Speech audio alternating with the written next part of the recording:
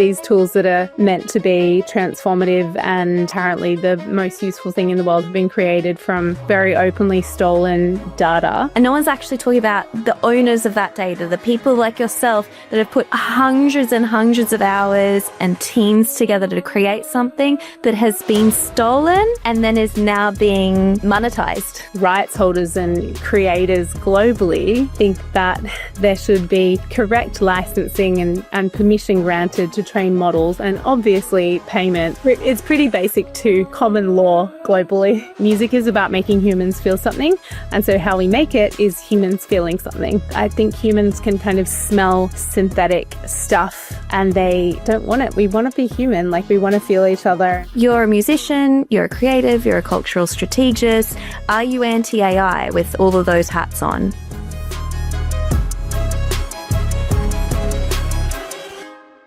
Hello and welcome to In the Blink of AI. I'm Georgie Healy, and frankly, I'm sick of speaking to people in big tech, which is why I'm speaking to people in other industries that are directly affected by AI and directly being part of the solution, not the problem, which is why I'm speaking to Jack River or Holly Rankin. She's pretty freaking famous.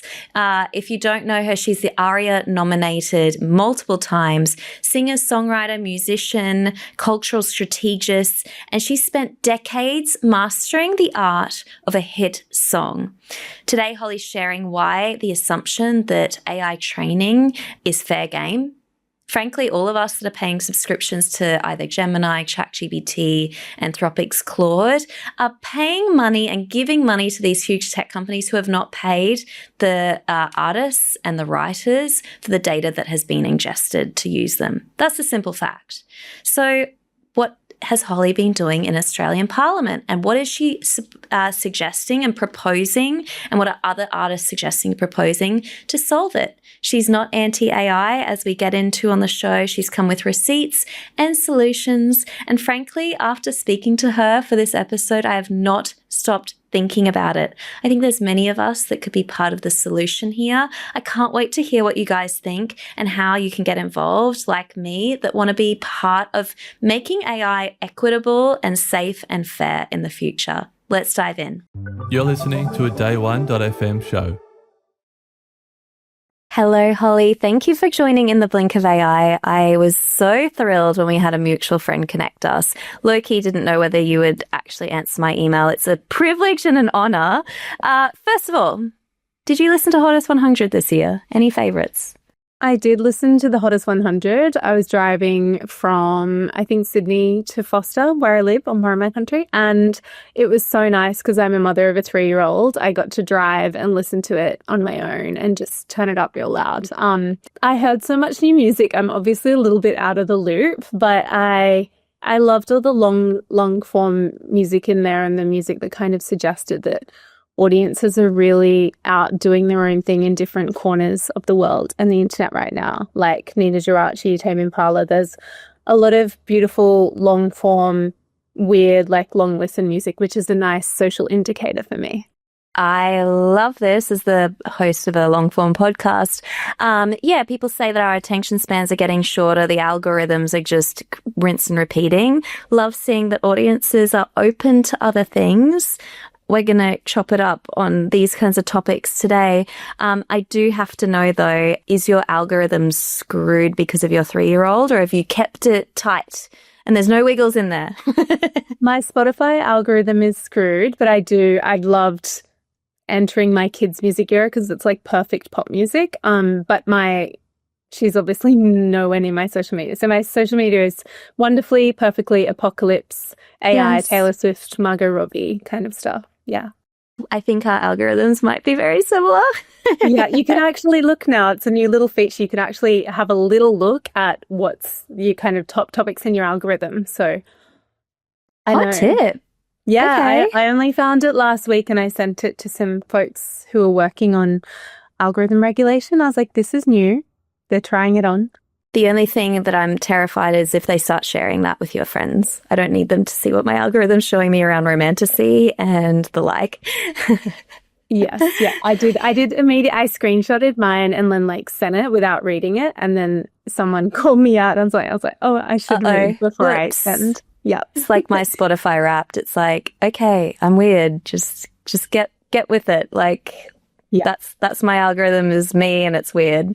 Okay, so to kind of push past the third wall here, you're known as Jack River as a musician.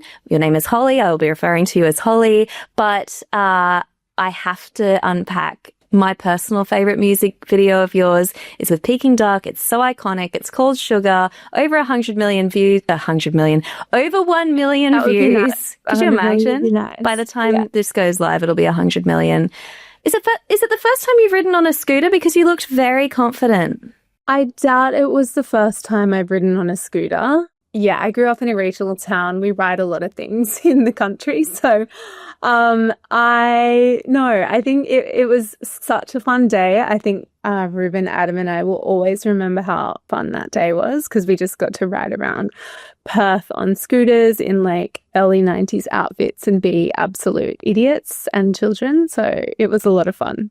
Yeah, it's so intoxicating, that video. It just feels fun. The song is catchy. You're clearly all on the same page. It just was match made in heaven. Super impressive. What people might not be so aware of is your company, Sentiment. So you're an expert really on the cultural zeitgeist and where strategy meets that. You help institutions and organizations engage with cultural moments. Is AI a cultural moment to you, Holly?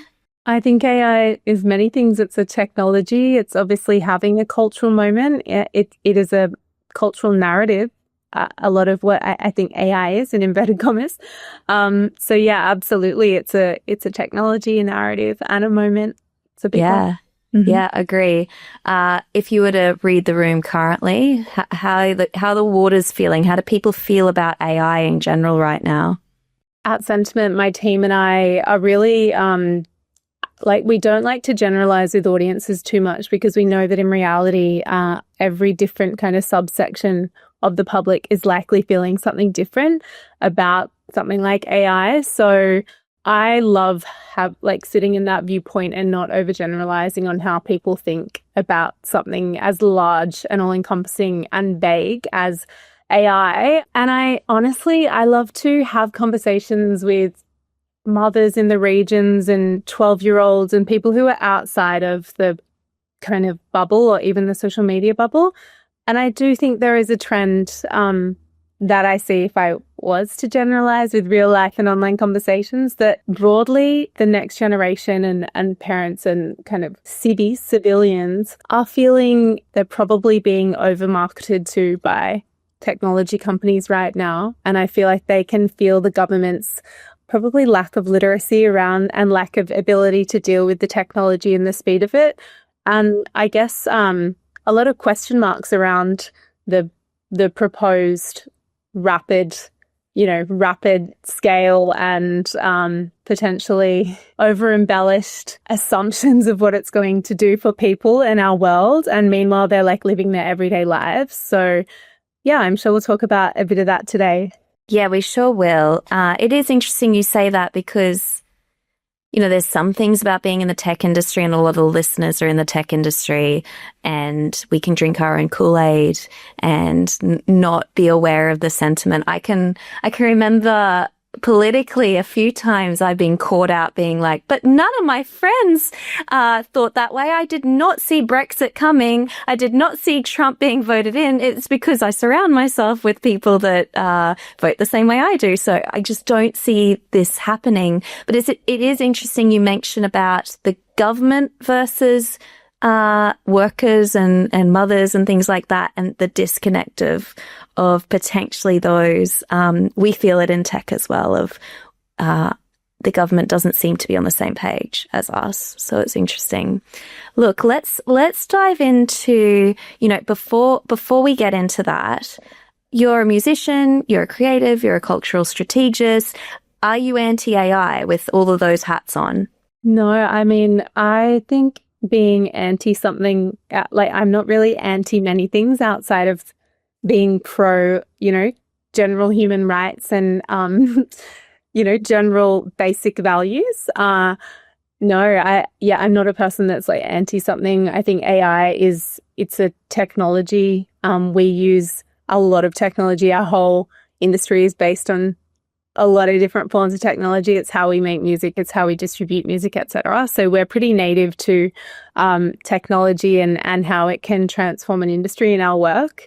So absolutely not. I'm quite I guess, it's not a secret nerd, but like I've been deep in technology land as it's known today since I was really young as well. I like patented my first social media platform when I was like 19 here in Australia, and have been kind of on this journey with the birth of what we call AI for many years. So no, I don't feel like I'm anti-AI. Yeah.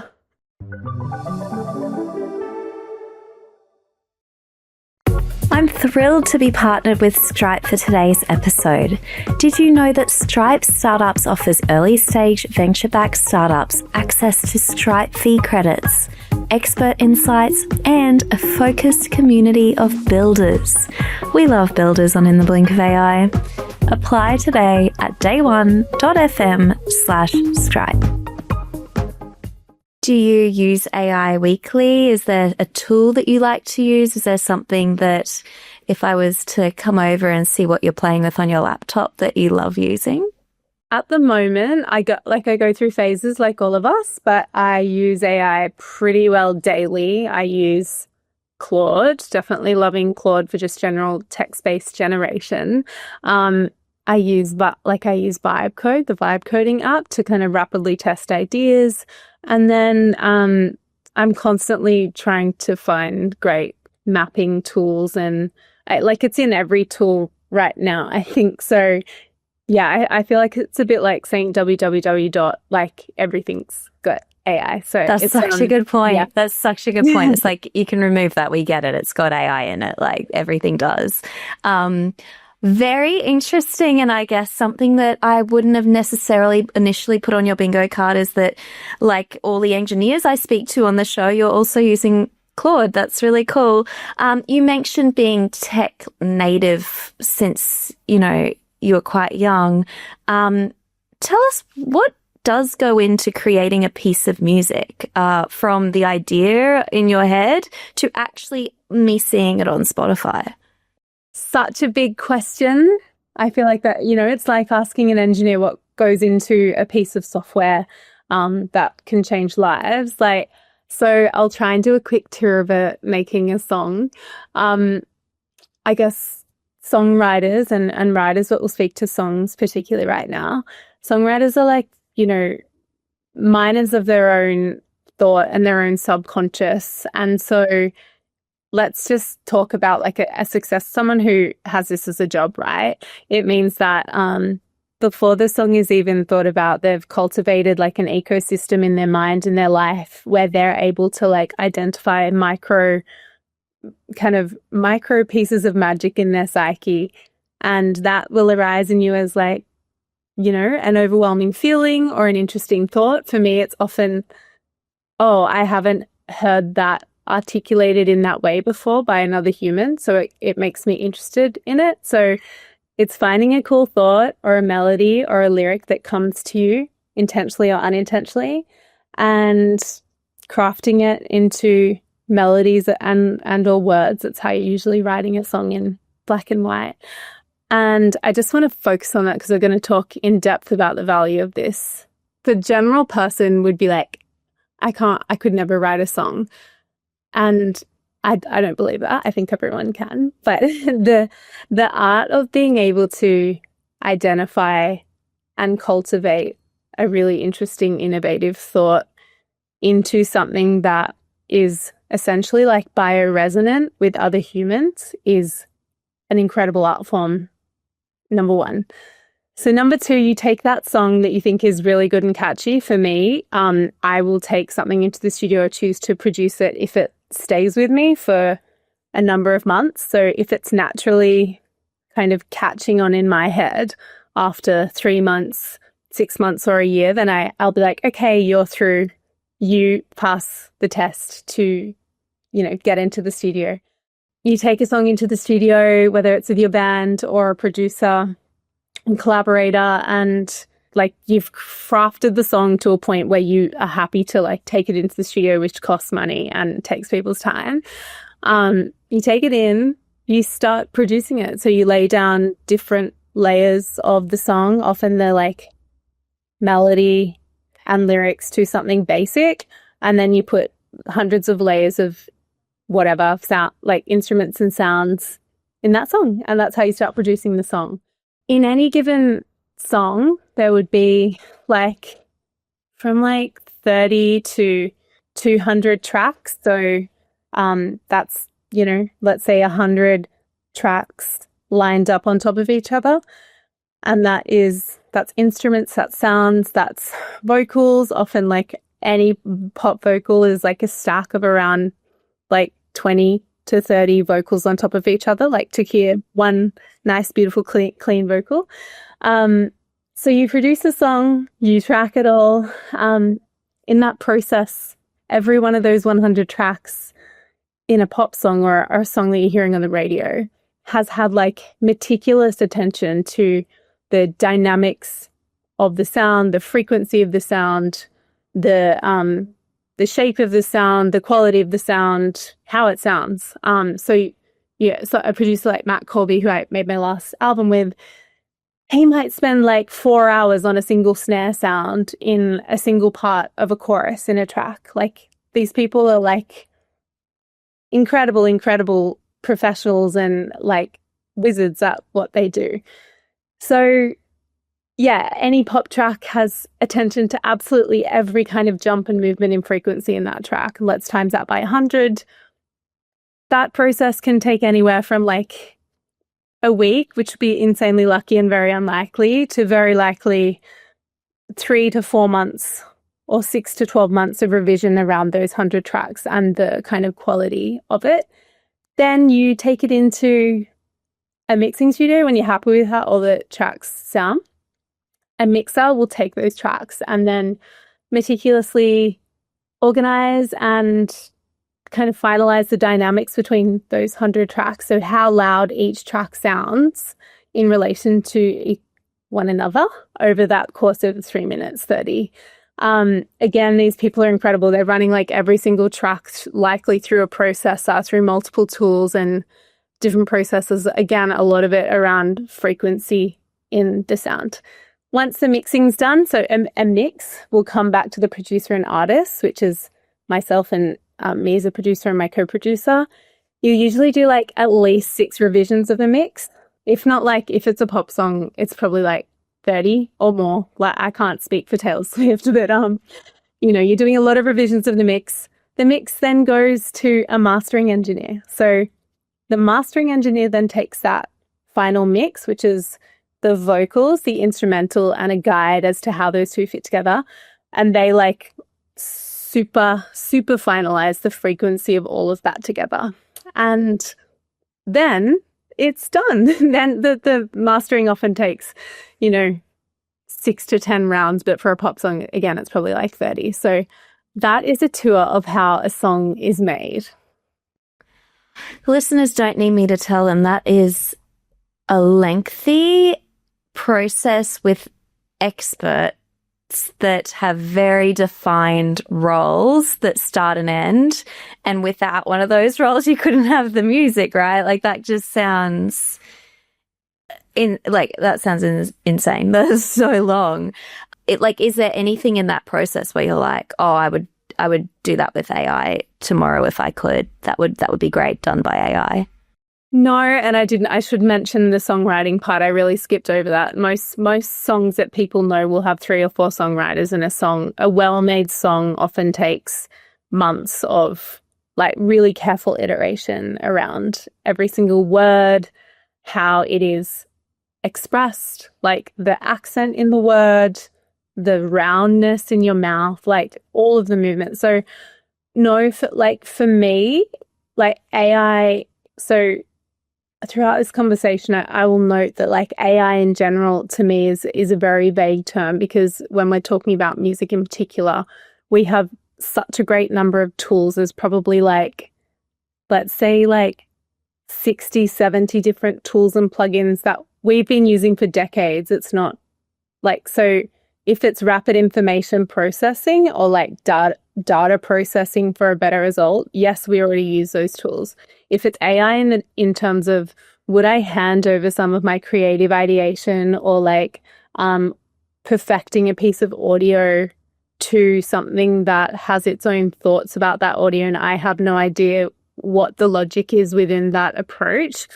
No, not personally for me, because I absolutely love and enjoy, as does I think most creative professionals, the absolute expertise in how we craft sound for human bioresonance or resonance with other humans. And I think it just, maybe in 100 years when there's a really mutual relationship with technology, but right now music is about making humans feel something. And so how we make it is humans feeling something. So beautifully put. So beautifully put. The machine can't tell you how a human will feel when listening to something, right? With all the data in the world, it just isn't a human at the end of the day. With all of this in mind, with all the processes involved, with all the people involved, with all the stages and iterations and revisions, tell me why I got you on the show in the first place. Let's talk about how AI companies are using that work and then training their models with it, often or ever without permission and payment. What are your thoughts on this? Tell the listeners what is actually happening. I don't think most people are aware. Yeah, I guess so. The majority of large language models that are used for generative AI have been trained on billions and billions of pieces of scraped data, essentially. And that's how these models were built, and that's how they were trained. Very much on record and of this. I think most listeners should and would know that the training data for LLMs has been scraped as a standard.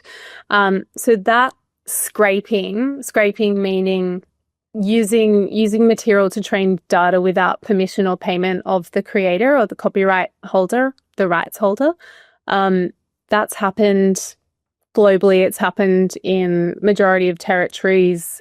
Companies specialize, obviously, in scraping data for training and providing packages to the major companies.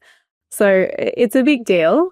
These tools that are meant to be transformative and apparently the most useful thing in the world have been created from essentially like very openly stolen data, and also noting the kind of proliferation of value of these companies over this very short amount of time and the celebration of the value of those companies as well. It's a bit of a wild concept that they're being built on stolen data. So this has been a really existential, very serious concern of any person, organization, or company who has created content or owns the rights to that content. So that's authors, filmmakers, researchers, writers, musicians, cooking blog writers, like any human who's made anything. These models have taken them and used them, and they're now monetizing the trained models off an asset that's been taken for free. So it's pretty wild, very Wild West. Yeah, obviously companies and individuals around the world have been extremely, extremely concerned about this, especially with the idea that AI is going to underpin the next kind of versions, or already is underpinning the next versions of the global economy. So I can stop there. I'm sure we're going to go into it, but this is a, hugely complex space, but really simply, rights holders and creators globally think that there should be correct licensing and permission granted to train models, and obviously payment, but really that basic, like, you are stealing something is it's pretty basic to common law, globally. Yeah. When you explain it, it sounds so obvious. But Holly, people are not talking about this enough, especially in where I'm sitting in tech. People are saying we got to get the models better. They've got to use, they've got to get more data that'll improve the model. And no one's actually talking about the owners of that data, the people like yourself that have put hundreds and hundreds of hours and teams together to create something that has been stolen and then is now being monetized. Like, it's wild. Like, no one is talking about this. You went to Australian Parliament to talk about this. What did you go to speak about, and how was it received?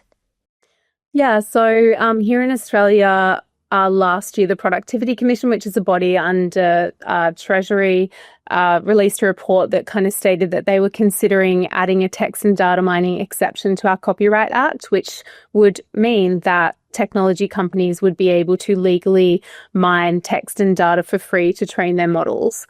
And this is a push coming from the largest tech companies in the world, and obviously like the Tech Council of Australia, the Business Council of Australia, folks here locally. But this conversation's happening globally. Just noting there are hundreds of live cases around the world on this issue, and happening in all jurisdictions. Anyway, back to Australia. Our industry saw this report come out and realised that this is a serious consideration of the government. There'd been no consultation from the Productivity Commission or the government with creative or media industries. So when I was alerted to it, I look at a lot of issues, tens of issues every day, and sometimes it's very strategic for government and other stakeholders to make issues seem small or inconsequential or too complicated. And this is one of those issues that I saw could have a material, almost existential benefit to my industry and, quite honestly, humanity. So yeah, I got quite involved with my industry and our kind of broader copyright sector in Australia, alongside writers' guilds, media companies, and creative industry bodies like my own ARIA, Australian Recording Industry Association, Australian Performing Rights Association. And we began having conversations with government, essentially encouraging correct consultation with our sector. We had conversations with unions and as many conversations as possible with the technology sector, which I'm really passionate about, like basic conversation and consultation on existential matters. But yeah, the thing that got a lot of attention was a Senate committee hearing, they happen every other day in Parliament House, but we turned up with a great group of humans who could articulate this and the impact that it would have on Australian creators and content. And mind you, it's really important to also highlight that the proposition of a text and data mining exception would have allowed free and open access to all cultural content as well. So First Nation stories, books, art, everything. So it was, it's horrifying. Like when you lay it out like that. Yeah. To me, I would stop producing content. Why would I put all this, apart from the hard work, apart from the money, the cultural aspects, the emotional aspects? This is my lived experience, my life, my thoughts that I'm putting on the internet for you to now steal, maybe regurgitate in a way that I'm not comfortable with, and then monetize. Are you like, can I ask straight, would you release an album with things as they are right now?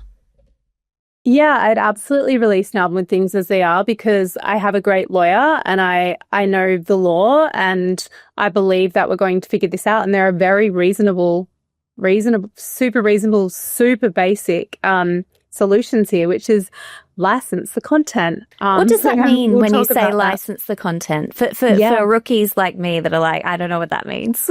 Sure. So companies who own large language models can choose to enter into licensing agreements with rights holders. So the people or companies who own the rights to that piece of content. This is already happening. It means you can enter into a licensing agreement to say, let's say it's your podcast and I'm OpenAI. I can say, hey, Georgie, I'm going to license the content from your podcast to train my model for 3 years, and I will use all of the audio and anything you produce, and I will let my model train on it, and I will pay you X. And Georgie, as the content owner, you will say yes or no. And that will be an agreement. It's really basic. So, you know what you're entering into, though. Yeah. You're able to give consent and permission.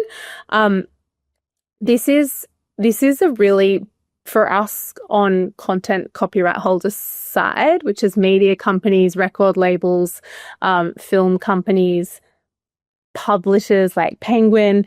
This is something that these companies and organizations have been doing for over 100 years. We've been through, sketchy waters, which is, going from LimeWire into Spotify. I remember those days. Yeah, I'm a millennial. Yep. Yeah, but it was done well now, right? I was like, I can't believe we got through that period, but it was done. Yeah, it's done. And it's done. We did it, and we can absolutely do it again. So, and it is happening. So licensing is occurring at scale. It's not a headline story, but OpenAI have entered into multiple large licensing agreements. Adobe has entered into licensing agreements. NVIDIA, Universal Music Group have entered into licensing agreements. Google and AAP.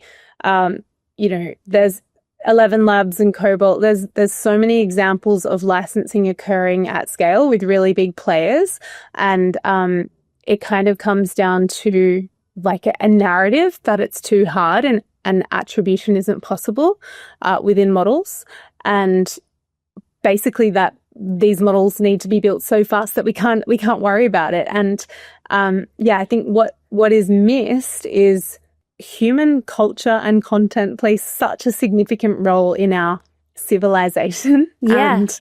And when you kind of propose, if the tech companies, and I'm talking about the major 6 or so, are proposing that they should have access to all human content for free because it's too hard to license it, it's absolutely wild. And then secondly, I don't think that these companies are realizing the kind of material effects on the material industries and the role of culture in humanity, and that you need all of this thinking to continue to have value, to have diversity in your models, to have value in culture, the culture that you exist in, and to keep society as a structured, living, breathing, diverse organism. Like it's I think really short-sighted and really kind of blinkers on without realizing what you're talking about and what the impact of it is. And I think it's honestly as existential for humanity.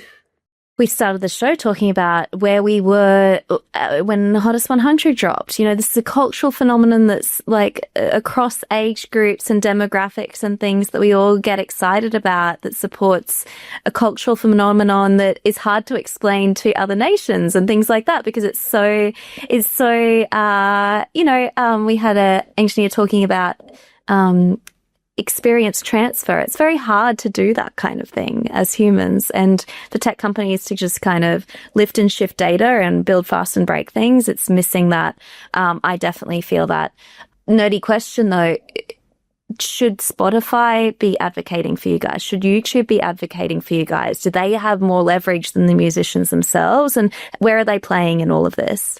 Yeah, so I mean, Spotify exists because of those agreements and licensing or transfer of value of music. So they're absolutely in support of licensing correctly.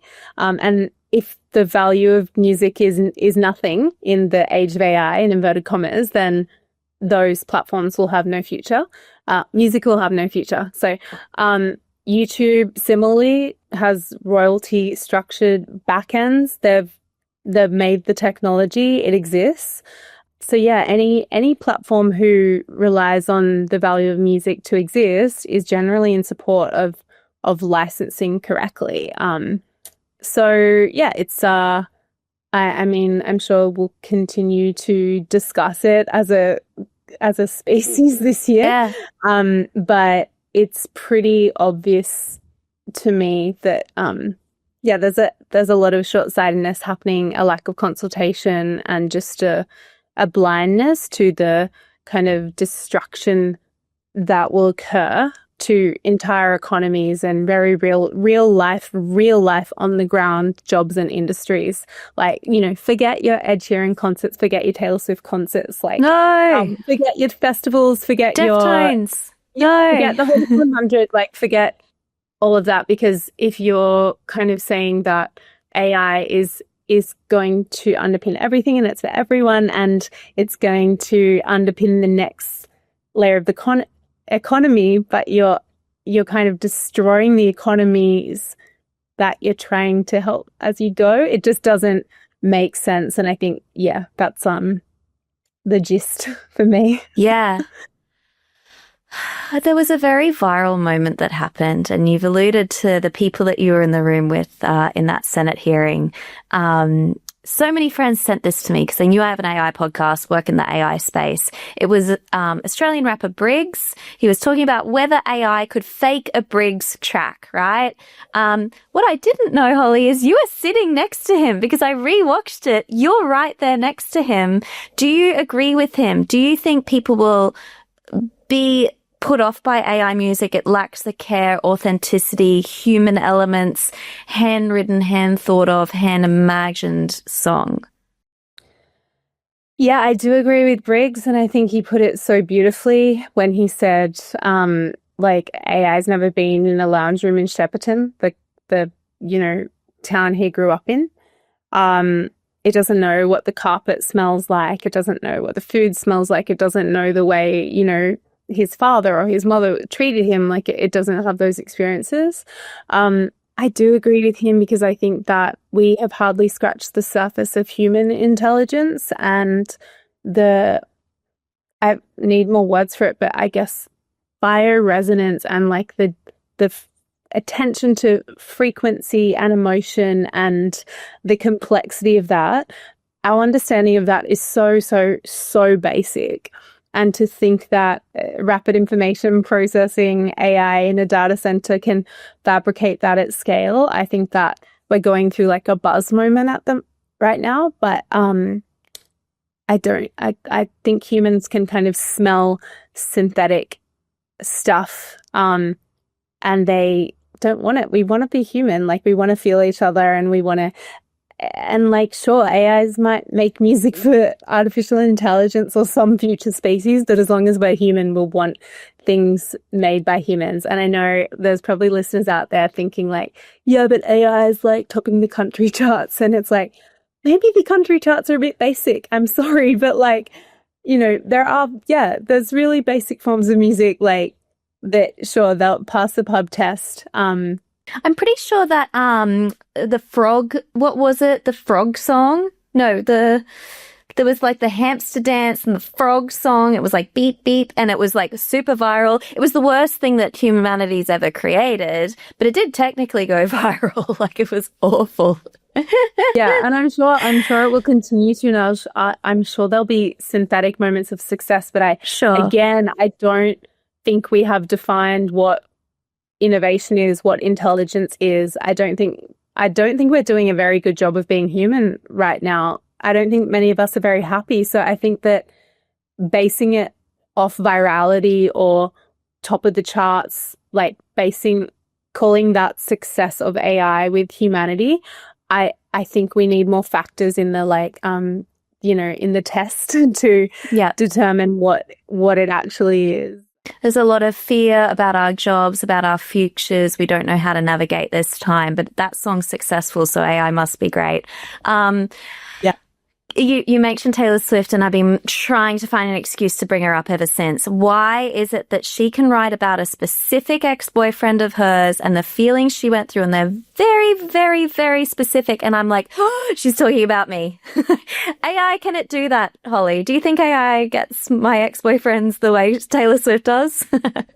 I don't know. I'm sure it'll try, but I think that goes to someone like Taylor Swift has spent so many years understanding her own psyche and the parts of whatever she's thinking that might resonate, and all the neural pathways and the words, and that it's such an art form for her to write so simply that I just think that AI has, and to be frank, where technology's at and the people that are designing this, I think we're really, really early days in terms of actually creating things that are actually anything close to the human experience. Because I think that our understanding of the human experience is really based on 200 years in the patriarchy. I think we've got a long way to go to write songs like Taylor Swift with machines. I strongly agree. I also would love AI to try and give me the feeling I felt in an Oasis crowd of people I've never met before, and we're all doing this Polish soccer team chant, and I don't know what's happening, but it's happening and I'm loving it, and there's something very human about that. Yeah, I think I will say, why? Why do we want AI to do that? And I think that there's just such a lack of conversation around the efficiency. Why don't you just go to a concert? Why don't you just listen to a human song? Why do you want a machine to create something for you in your weird lonely room with headphones? It's really a lot more efficient to just go to a festival. Yeah. With actual experts that know what they're doing. Yeah.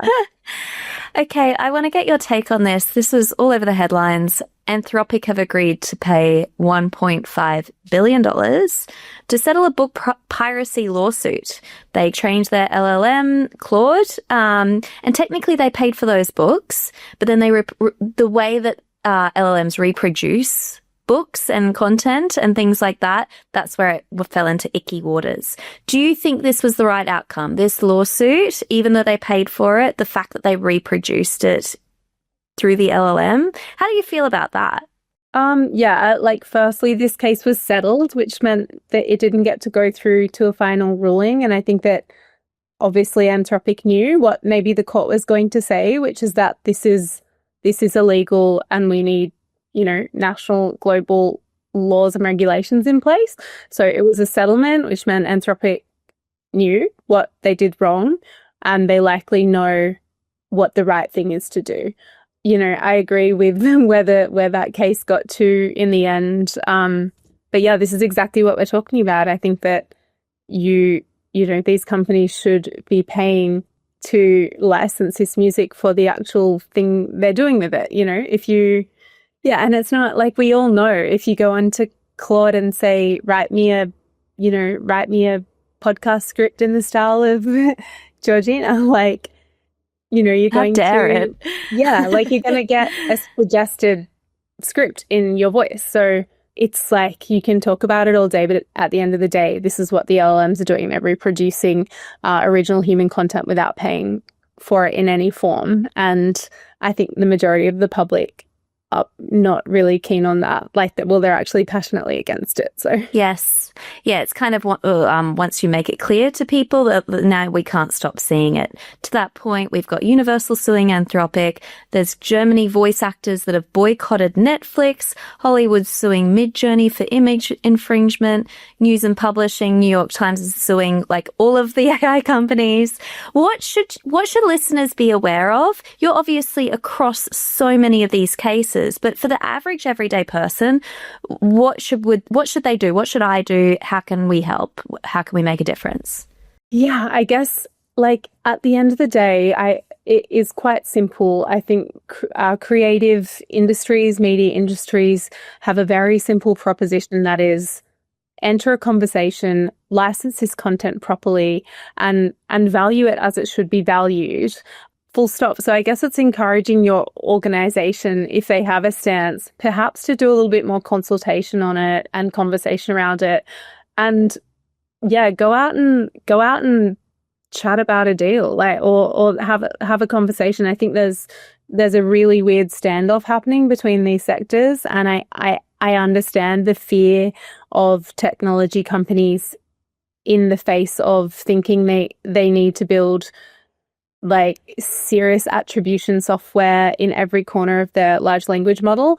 I think that the copyright sectors, content holders, they know that that's probably really challenging. And we'll talk about something in a moment that's really cool though. But there's a really like basic in between, which is settle on a reasonable licensing deal to train your models. And as we can see, yes, there's a lot of lawsuits happening. There are also a lot of deals happening around the world. So it's finding the reasonable in between. But something that is really happening that I'd love listeners to look at, and I'll keep watching it evolve, is Cloudflare's partnership with a company called Human Native. And Cloudflare Human Native are a company that specialize in attribution and licensing software for large language models and technology companies. And they're partnering with Cloudflare at scale. Actually, I think Cloudflare may have bought them, but it's a really significant step where the infrastructure of the internet is changing, and it's possible. If we've got the best thinkers in the world on these problems, we can't say that it's not possible, because that would be very boring. All right, hot takes, 15-second answers. Are you ready? Yeah. AI-generated music. I'm not going to say whether it should win an ARIA, but do you think it will win an ARIA in the next few years? Probably not. I don't. I think that there'll be some rules around that, or maybe there already are. Actually, I think there already are rules. Yeah. Good to know. You love a vibe coding session. What's on your dream list if your 3-year-old goes to bed on time, which my children definitely do not? What are you going to try and build one night? Well, I can't say it on this podcast, but I am building something interesting, and vibe coding has been my playground. But I think if it's something that I'm dreaming about, I want to work with experts. I'd want to work with engineers, and I am working with engineers who would make it. So yeah, I think that's a bit of an ode to, human expertise. Yeah. We love engineers. How do you feel about AI generated music from musicians who have passed away? So like Elvis Presley, and his family estate have decided, yeah, Anthropic, here you go, or whichever company would actually AI generate music in the style of Elvis and then re-releasing it. Do you have a take on this? I'm very free world vibes. Like, if the estate, the content, the people who own the content want to do that deal, then great, do it. I think it's my basic principle is just getting permission to do it, and then it's up to you, whatever you want to do with AI. Go on a holiday. That was so beautifully said. You're an absolute star, Holly. Thank you for coming on the show. For the listeners, where can they find you? Where can they follow you? And how can they support you with these initiatives that you're working on this year? Oh, thank you so much for having me. I'm sorry for rambling. I love talking about artificial intelligence and creativity so much. I am on Instagram under Jack River. I'm Holly Rankin. I'm on LinkedIn. My company is Sentiment Agency, so you can find us there. But yeah, reach out. Love to meet anyone who's interested in this, and so here for conversation. Just let's have a chat on this. I'm a big believer in people just talking and figuring it out together. So yeah. Such a privilege. You will see Holly and I at a political, tech, creative space near you. This is one thing I really hope does come out of this disruptive time, is that more industries start speaking to one another and supporting one another. Absolute privilege. Thank you so much, Holly. Thank you so much. Thank you for listening to In the Blink of AI. You can check out the show notes for anything discussed in this week's episode, and we will be back next week. This podcast was produced by Day One. with music by Dan Hansen and visual artwork by Sophie Tyrell. If you loved the episode, please tell your mates. And I love AI news. Please share your thoughts and suggestions to georginarosehealy@gmail.com.